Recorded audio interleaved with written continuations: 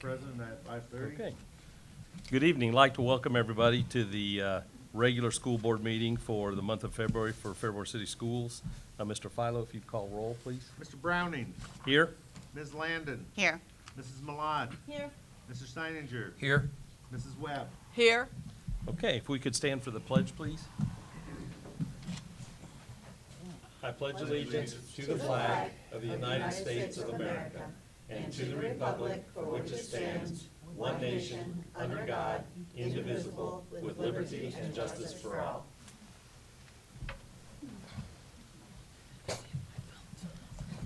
Okay, if we could get a motion to approve the agenda as presented, So moved. and a second? Second. Confused me. Okay, sorry. Mr. Philo? Ms. Landon, Yes. Mrs. Malad, Yes. Mrs. Webb, Yes. Mr. Steininger, Yay. Mr. Browning. Yes, motion carries. If we could get a motion and a second to approve the minutes of the Thursday, January 11th, organizational and regular meetings. So moved. Second. Mr. Philo? Mrs. Webb, Yes. Mr. Steininger, Yay. Ms. Landon, Yes. Mrs. Malad, Yes. Mr. Browning. Yes, motion carries. Next on the agenda is board report and good of the order. We could start with you, Stephanie. Another end of the era event on February 10th, 2024 at Fairborn Memorial Fieldhouse. The building will be open at 6 o'clock to tour, walk through Baker, and food will be provided in the auxiliary gym. The Skyhawks will play Belmont at 7:15, so hope to see you all there. Okay. Wendy? Fairborn High School, the Air Force Junior ROTC cadets hosted guests from the headquarters of the Air Force Junior ROTC on Wednesday for our staff assistance visit, SAV. The SAV was an opportunity for cadets to showcase our organization and their successes. So congratulations to Colonel Ryan Kabinski for being identified as a unit top performer, and special thanks to our guests for their commitment to our continuous improvement. A special thank you to Matt Smith for your leadership in the incredible program for our students as well. Also, please join us for an evening of jazz. A jazz concert will be held on February 13th, featuring the Fairborn Middle School Jazz Band and the Kettering Middle School Jazz Band at Kettering Fairmont in the auditorium at 7 p.m. I'd also like to note Matt Klein, which is a Fairborn alumni that we honored here a few months back. He's also going to be at Fairborn Primary School with Just a Pair of Shoes on February 28th, I think at 1:30. And he also told me there's going to be a special visit from the Avengers that day. Awesome. Tim? Yeah, Fairborn night at the Wright State University will be this Wednesday, February 28th at 7 p.m. The Wright State Raiders will take on Purdue Fort Wayne. Our Fairborn High School ROTC will be presenting the colors, and the Chamber Chorale will be singing the national anthem. Please come enjoy the game. Okay. Keith? FCS participated in the Community Martin Luther King Art and Essay Contest. A beautiful morning led by the Martin Luther King Jr. Day Committee and City Councilman Mr. Clint Allen. Thank you to Superintendent Jean Lawley and Mayor Dan Kirkpatrick for attending and supporting. Thank you to the Leo Club members for helping. And thank you to committee members Tana Stanton, the Fairborn Greene County Public Library, Assistant Superintendent Amy Gayhart, and to all the parents, grandparents, teachers, and mentors who support our youth. On this National Day of Service, Dr. King planted seeds of love with the expectation that we treat each other with kindness.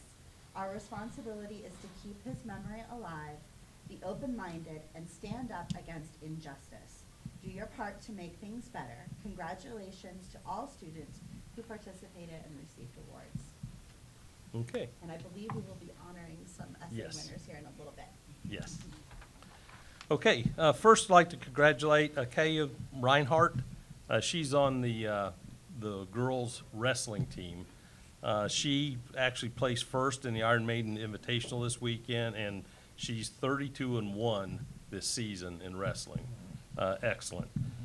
Second is the Fairborn girls the swim team won the MVL division champion this year also, which is outstanding. Just a couple of the comments. I've been to a number of the boys' basketball games, and they're right at 500 this year. And looking at the games they got left, we could finish above 500. I think, if they play well the last 5 games. The other thing is the musical, The Drowsy Chaperone, is in February the 8th, 9th, and 10th. And tickets are available if you go to the school website, go under families and online booking. You can book tickets, and I know they're available, so it'd be great to see everybody at that musical because the kids do an outstanding job every year. Okay, that's it. Next would be recognition of visitors. Mr. President, we don't have anybody signed up. Okay. Then next would be school district presentation. Thank you, Mr. Molly? Browning. First up is, as was mentioned by Mrs. Malad earlier, or last month, we had students participate in the Martin Luther King Jr. Contest. And here tonight, we have the Assistant Superintendent, Mrs. Amy Gayhart, to recognize the students that participated. Good evening, and I'm so delighted that some of our students and families were able to join us tonight. This was the 3rd year that the district partnered with the Martin Luther King Jr. Committee, that is a variety of Fairborn citizens and elected officials. That part of the MLK celebration is to host the art and essay contest for our intermediate, middle school, and high school students. We don't leave out our primary. We do provide them with MLK coloring pages, which if you frequent downtown Fairborn businesses, you'll see that they're displayed in the windows. Tonight, I would like to recognize those students who were recognized by the committee as either first or second place winners. We do have a couple of ties for first place. And if you are here tonight and you were not able to attend the ceremony on January 15th and you didn't get your award, let me know so that I can track that down. Unfortunately, I wasn't able to be there that day, and so kind of the middleman of trying to put all this together. At the primary school, they do not, again, they have them complete the coloring pages. They don't have them compete in the contest, but we did have one individual, Triton Fisher, who's a first grader, who put together a very impressive piece of art, and so the committee wanted to recognize him just as a special mention. Is Triton here tonight? Okay, if you are here, when I say your name, go ahead and come up front because we want to recognize you and the board wants to take a picture with you. Next, at Fairborn Intermediate School, we had a first and a second place essay placer. In first place was Braylee Foltz, a 4th grader, and in second place was Alyssa Shepard, also a 4th grader. At the middle school,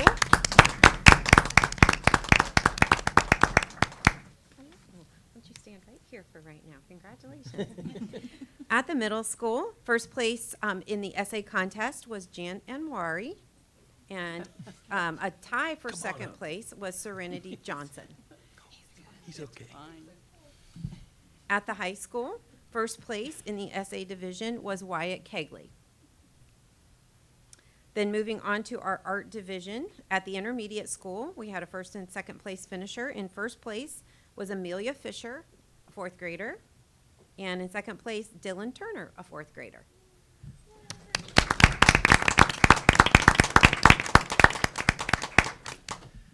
At the middle school, the first place finisher in the art category was Miriam Abu, an 8th grader. And at the high school level, we had a tie for first place, Javon Witt, an 11th grader, and Isabella Matthews, a 12th grader. So again, congratulations to all participants and those who were recognized as first or second place finishers. And there's the And there's it. That's okay. There's seconds.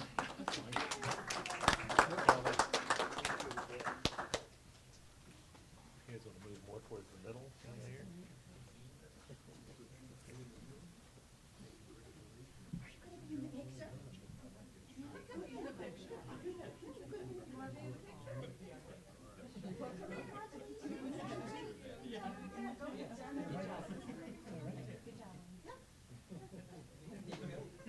We're raising it right.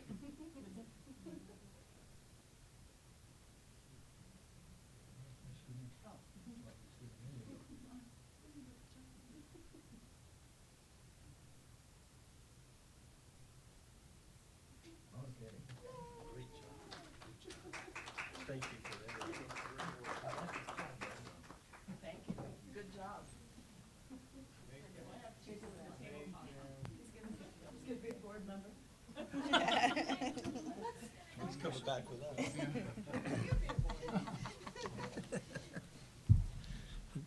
He's having too much fun. Youngest nominated? Sonny's petition. He's cute. Oh, yeah. We can do that. This is Mary Mabu, and she plays first place for middle school art. We just finished, so come on up and we'll. We can do this. Mary made it.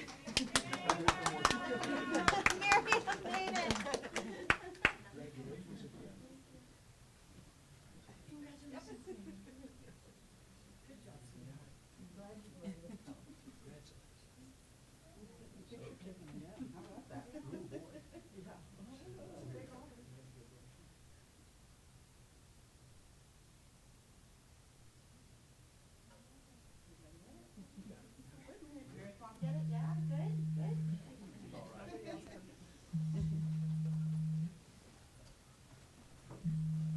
Somebody buzzed. Yeah. Not me. I turned mine off.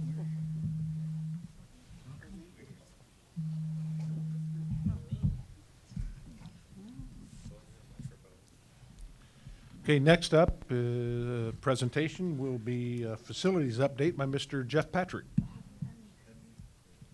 What with the food services? Is Emmy here? She's not. Oh, she's not here. She's not here, yeah. Oh, so, okay. no, Yeah, sorry about that. I That's thought fine. Kevin said something. no. Good evening. We'll go ahead and talk about the red folders that you have in front of you first. In the red folders, you have basically two pieces of information about the new Fairborn Middle School. Well, I'm going to explain it to you. It's just kind of a draft. So the very first page, the one we're going to talk about first, is the one with the real tiny print, kind of like Kevin likes to use when he does his financial report, the spreadsheet. And the important thing about that is these are all drafts, but at least it gives you an idea of when substantial completion would be for construction. And the front page is basically divided into about 5 different sections. But at this point in time, the draft shows substantial completion for construction phase being March 30th of 27, which is a perfect date. We all probably know that that'll slide a couple months backwards, but then that still gets us to move into during August of 27, and the 27-28 school year would be in a brand new middle school. So just wanted to kind of show you what that spreadsheet looks like at this point in time. Behind that are basically the language that OFCC uses for the RFQ, the request for qualifications for AEs, architects and engineers. And it's kind of a draft at this point in time based off of what the numbers are that the state has provided at this point in time. So you have a couple pink numbers highlighted in pink on the second page. And those numbers indicate the total square footage on the base bid package based off the state's formulas for the number of students you have, taking that, multiplying it by the square footage per each student.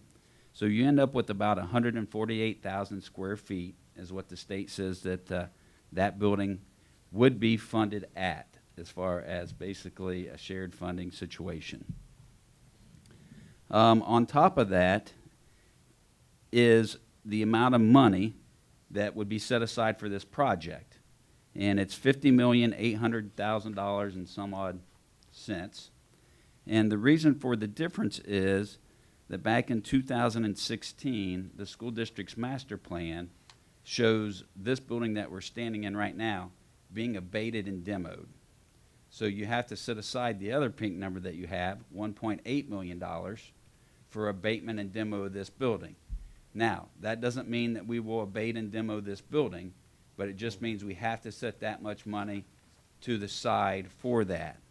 So if we decide not to abate this building and demo this building, there's about $1 million that would go back over into what could be the construction fund for the middle school. So those are the 3 pink numbers that are highlighted on your piece of paper, and so forth. So I do want to point out that the 148,000 square feet is the state's number. We have preliminarily done what's called the POR, the Program of Requirements. We do it for all of the schools that we've built. You kind of go through, you look at the square footage based off of what you need. Once again, it's a really, really preliminary number. Preliminarily, you would probably need about additional 10,000 square feet to get the programs that we need at this point in time for the new middle school, which is no different than what we've done at the other buildings. We've added LFI money and square footage at the primary. We've added LFI money for square footage at the intermediate and the high school. So that's really not a surprise. And to be within 10,000 square feet, I'm actually kind of surprised by that. I thought we would be farther apart, so that's not too bad. The second document that you have is basically, it's a request, it's a proposal request number 114. And this is for work to be done at the middle school site where the middle school would go, just to the south of the current high school, but between the bus driveway and the high school. All right? There's an open ditch in that area that we basically need to tile, relocate, and basically then use it as a storm line for the future. And then when I say storm line, think of it as exterior storm line going around the outside. So that storm line wouldn't ever be impacted upon the building. We wouldn't build upon it. We'd stay off of it. We know approximately where we're going to build and so forth. So that work to do that is $250,000, roughly. You've got the numbers in front of you. And that work could start in March or April of, here next couple months. The question for why do we want to do that, there's a couple reasons for that. And one of them has to be trying to compete with other school districts that are already out there asking for AE qualifications, such as Troy City Schools. And being that they're in the same area that we are, they'll get the same general contractors, they'll get the same subcontractors, and they may beat us to the punch, and some of the good subcontractors may not be able to do both Troy and our middle school at the same time. So if I can do that this spring, I can gain some time maybe on the other end. The allotment for this work would take about 4 weeks. So 4 weeks doesn't sound like a lot of time, but basically that could save us a month down the road. The good thing about doing this work now is we could use CMR contingency money. So Peterson has a bucket of money that's sitting there for emergencies, stuff comes up, whatever it would be. It's money that they would give back to the district at some point in time when we get closer to the end of the project. I believe they have enough money to basically use some of their CMR contingency money to cover this cost right now. So what that might mean is instead of getting like 1.25 million back in contingency money, we may only get $1 million back. We have the job done now. Correct. And this looks like it moves it to the north towards the high school, right? It does. Yeah. So the second page basically takes the open ditch. I think it's the second page. The second page, Jerry? Yeah. Second page, it moves the open ditch towards the north, closer to the high school. And you show a T on your paper, but that doesn't mean that's going to be the shape of the new middle school. That's Yeah. just kind of a placeholder for now. Right. But it gets it out of the road. It shows it crossing the bus driveway back on the southwest corner across there. The good thing about that is that's one of the reasons why I only put down preliminary blacktop, Yeah. knowing that if we had to cut that blacktop, we weren't going to be cutting through final grade blacktop. Isn't there an existing storm drain under there already? There is. Yeah. There's okay. one there that we're going to tie into, and we're going to add one for future reference points, because we're going to probably need it in the Yeah. future. So All makes sense. when Kleinger's did their math formulas, drainage and so forth, what you're seeing is stuff that we're going to need at some point in time. So we might as well do it now instead of putting final blacktop down this May and then cutting it back up. I don't want to do that. Yeah. So what that brings up is the fact that once we get to the OFCC Controls Board meeting on February the 12th, we'll know on the 13th if we're a go or not or so Right. forth. If we're a go, all the documents that you had in the first one with the spreadsheet and the second one, those are all ready to go to the street. Okay. So I can get caught up pretty quick. So we basically have to advertise for architects and so forth, and basically kind of start like we've never done this process before.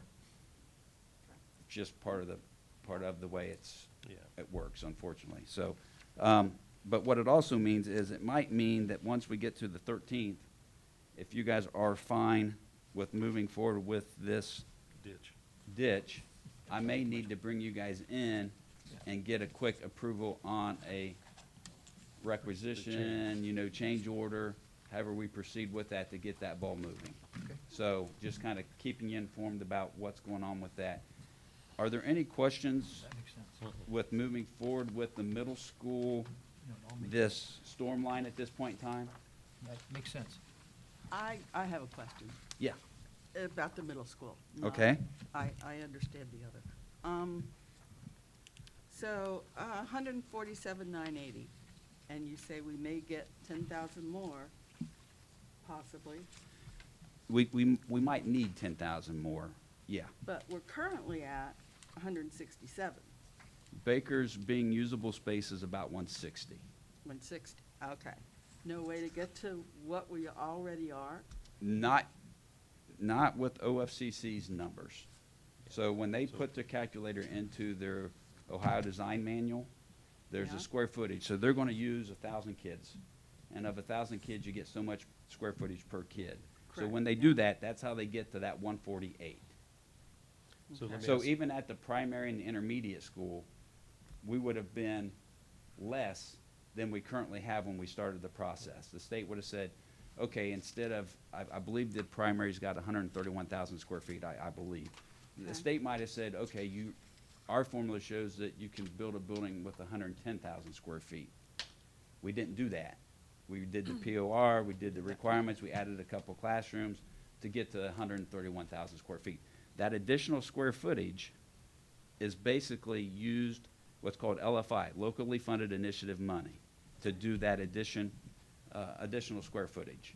So 148 is what the state says. We tried to get more square footage. We tried to give them new new average daily ship membership numbers, tried to look at everything that's gone up. We got a little bit of square footage addition to that because what OFCC did do for us was on their paperwork, it shows that new middle school as being a 5 through 9 building. They gave us credit for 5 freshmen, additional freshmen, and 99 fifth graders. So basically, we gained an extra 100 kids. Now, when we build it, it's going to be a 6, 7, and 8 building. Right. But we did gain an extra 100 kids, which then gave us an additional square footage to get us up to the 148. Okay. If I guess, so the 160 that you talked about, 160,000, does that include the auditorium and the field house? That includes every piece of, they got a lot of corridor space over there. Yeah. So we can eliminate corridor space, Yeah. hallway space, that kind of Right. stuff. It doesn't include the Performing Arts Center or auditorium. It does not include the Does not. auditorium or the field house. The middle school would not be funded Right, with an right, right. auditorium. Right. That's why I was wondering if it included it and we knew we're not gonna do it, that would help us. Okay. Well, and we probably do know we're not going to do it. Yeah, So you need a space where you can get 1,000 kids. So that Yeah. means that gymnasium space that they're going to give you on paper most likely needs to be Okay. larger. okay. So you can have an area that you can put 1,000 Yeah. kids, 1,100 kids, whatever that might be. Right. And what do you do with the storm shelter factor too? Right, right. So most likely you've got a larger, let's call it a gym space. Yeah, That basically would house, that you could set 1,000 kids in. Right. That would also be the storm shelter. right. So that gets it closer to a 10,000 square feet Okay, PE gym area for that building. right. What did they So- use for amount per square foot? I didn't do the calculation, roughly. 343. Okay, So with these numbers, 51 million and 148,000 square feet, it's about $343 per square foot. Yeah. That they're estimating the cost to be on a base bid building. okay. So another 10,000 square feet's another 3 million, 3 plus, Using their numbers, correct? using their numbers, yeah. Okay. Good, because right now, what I remember is we're getting 42 something from the state, and we have another 10 roughly set aside. Yeah, that's 52, you So take away we're the getting close to even 1.8. be able to cover the extra 10,000, and we Yeah. can look at that. Yep, we'll look at it. So, okay, so we'll not have an auditorium. No, we're not. We'll At this not point have in our time. 3 gymnasiums that we have at Baker. No. But it's also right next door to the High high school, Right. which does I- have all of that. Yeah. I understand. Yeah. But we don't have our own, and where, if we want to have all the kids together with a guest speaker, where will that happen? In that gymnasium, that would be the storm shelter that you would add square footage to be able to hold that 1,100 kids and staff. So would this have a cafetorium like a lot of schools Yes. have? Yes. So it would have if you go to Springfield, even their high school has a cafetorium. Oh, no, yeah, Yeah, I understand. where they can get I've been everybody around, together. yeah, been around the block. Yeah. So, if I'm understanding correctly, we will find out on February 12th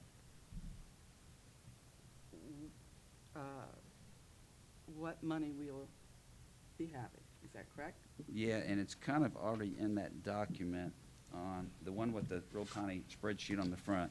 You can kind of see what the numbers are anticipated to be on page 2 of 4. And it says estimated budget. There's the $42,799,000. There's the 9.9 million for the local share that is needed to be able to move the project forward. That ends up being $52,700,000. But if you go back to the first page, the placeholder of the 1.8 million for the abatement demo of this current building, that's how you get down to the 50,800,000. I say 51 million just to round things Yeah. around Okay. up. So that's how that takes place. Now, if we don't abate this building, we don't demo it, yeah. you get 54% back of the 1.8, which is probably right at $1 million bucks, Okay. that you could then add over to the other fund, which gets you closer to 52 million. So just to Okay. clarify, Mrs. Webb, in terms of this is the minimum that the state will provide along with our money to build this minimum middle school. But we don't want a minimum Well- middle school. Yeah. The action that they take on February 12th is the state controlling board, that locks in those numbers. But we've also approached the state of Ohio under 2 different avenues about additional money. But this at least locks in this minimum, and we will not have answers from the state on Yeah. that other money for a while. Right. So we are trying to get more money. It- We'll update you on that in work session. Yeah, and we'll work on that, because we haven't built the minimum in any of the 3 buildings so far. And we're not going to with middle Right, school. right. Oh, That's not the Okay, plan. Yeah, okay. right. okay. Just Yeah, agreed. making sure. So any other questions? We good with middle school, good with the storm line? Everybody understand that? Yes. Makes sense. Let me just, I do have one other thing. Okay. On your agenda, you have page 4. I just want to explain letter F, change order 125. Before you take a vote on that, I just want to explain that. It's being treated as an in and out. So let me explain to you. Months ago, you'll remember where there were some high school, there were some windows left out of the new high school. SHP went through, wrote the district a check. That took care of that cost to put those windows in and so forth. Wow.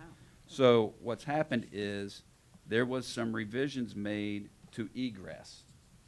So SHP designs of egress stairs in the Performing Arts Center and the student concrete bleachers in the arena the treads were not wide enough.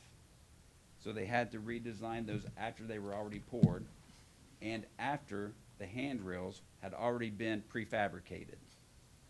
So what we have is SHP writing the district a check, and we already have the check, for $53,971.59 Okay. because of the discrepancies that were done in design and build versus what code calls for. So that's not going to cost us anything. Right. It's just the way we have to show that. So Okay. just wanted to clarify that. So the architects paid for Yes. their error? Yes. Okay. Yep. Yep. Those windows over get put in. Yep. Yeah. Yeah. Something that were Yeah. like blank spots along Yeah. the highway forever. Yeah. Is Yeah. the primary finally finished? Everything that we're doing there? We've got work at there this summer. Yeah. You've got the bus parking lots, you've got more visitors parking, you've got playgrounds that will start this spring, be done by the first part of August. As far as anything inside the building, the primary building is basically done. Okay. Okay, So that's phase 3, what you're talking Phase about? 3B. Yeah. 3B, yeah. Yep. okay. And so we have Pepper Construction doing that. They have all the documentation in. We had one meeting already. We'll do another mobilization meeting. You could see equipment on site probably April-ish. Okay. I'll look for it. Yeah, Thank most you. of it, most of the work will start first part of June. Okay. Any other questions? Thank you. Okay. Next is Budget and Finance, to approve the monthly financial report for December. If we could get a motion in a second, then if there's any questions or explanations. So moved. Second? So, any questions or comments? If not, Mr. Philo? Mrs. Malad? Yes. Mr. Steininger? Yay. Ms. Landon? Yes. Mrs. Webb? Yes. Mr. Browning? Yes, motion carries. Next is administrative reports and superintendent recommendations, and this goes kind of 2/3 down page 4. At the top of page 5 is this counselor at BMS, Beth Myers. There's a request of a resolution for tribute for 15 years in education, 11 years with Fairborn City Schools. So would very much like to thank her for everything she's done. If we could get a motion in a second. So moved. Second. Any questions, other comments? Okay, Mr. Philo? Mrs. Webb? Yes. Ms. Landon? Yes. Mrs. Malad? Yes. Mr. Steininger? Yay. Mr. Browning? Yes, motion carries. And next is gifts and donations. Katie? The Fairborn City Schools Board of Education would like to gratefully acknowledge the following gifts and donations. Joyce Dennis, $2,000 for the Ron McDermott Scholarship Fund. Ron Estep, $6,250 for the arena flag at the new high school.